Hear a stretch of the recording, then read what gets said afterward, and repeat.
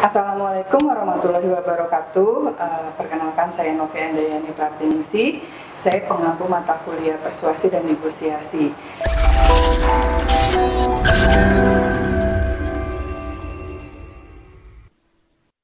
Dalam menjadi komunikator atau negosiator ideal, ada 7C pesan efektif. Jadi kita dalam menyusun pesan ada 7C pesan efektif, yaitu pertama complete, kemudian concrete, kemudian considerate, clear, concise, courteous, dan correct.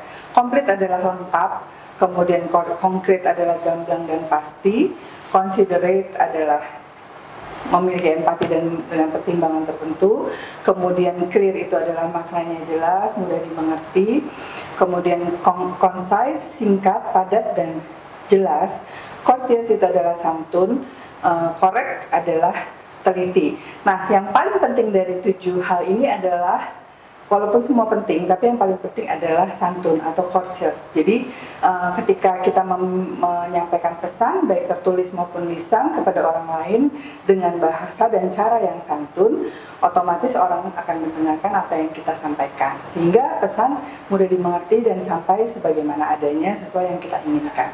Berikutnya, bentuk komunikasi dalam negosiasi ada 2. Yang pertama adalah komunikasi verbal berupa bahasa lisan dan bahasa tulisan.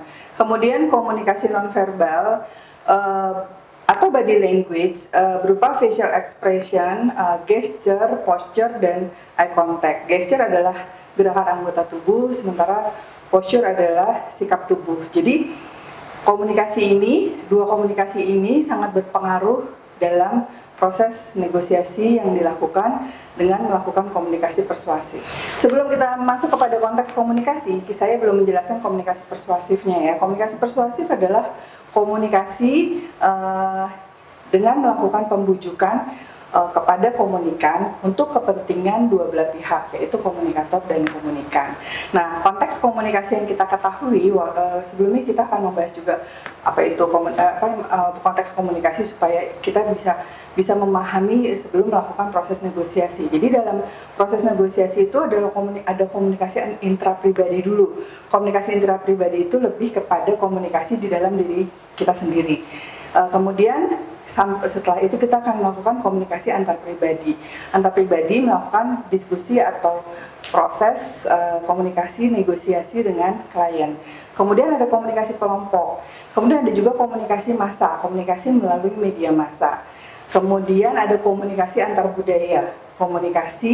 Kita membahas tentang komunikasi lintas budaya, baik itu di Indonesia dengan 34 provinsi dengan berbagai ragam budaya, hingga lintas negara, budaya-budaya di negara-negara lain. Kemudian komunikasi organisasi, jelasnya komunikasi dalam organisasi di sebuah perusahaan instansi, baik perusahaan swasta maupun perusahaan pemerintah. Nah, yang terakhir adalah komunikasi publik, terkait misalnya dengan kampanye, komunikasi informasi ke publik, dan sebagainya. Baik, terima kasih atas kebersamaan kita kali ini. Assalamualaikum warahmatullahi wabarakatuh.